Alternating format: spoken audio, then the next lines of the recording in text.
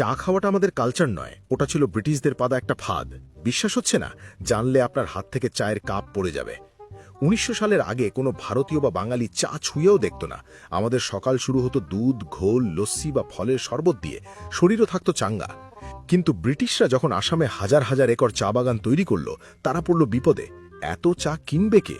বিলেতে পাঠিয়েও প্রচুর চা নষ্ট হচ্ছিল। তখন তারা তৈরি করল টি বোর্ড আর শুরু করল ইতিহাসের সেরা ব্রেন ওয়াশ। হাওড়া শিয়ালদহর মতো স্টেশনে তারা বিনামূল্যে ফ্রিতে মাটির ভাঁড়ে চা খাওয়ানো শুরু করলো। সাথে একটা ডাহা মিথ্যে রটালো, চা খেলে নাকি ম্যালেরিয়া হয় না।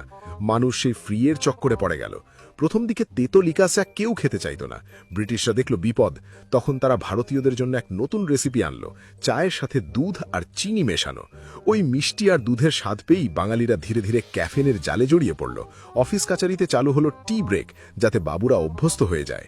ব্রিটিশরা তাদের ব্যবসা করে চলে গেছে, কিন্তু আমাদের চিরকালের মতো নেশাখোর বানিয়ে দিয়ে গেছে। আজ দুধ লস্যি হারিয়ে গেছে, আর আমরা চায়ের কাপে তুফান তুলছি।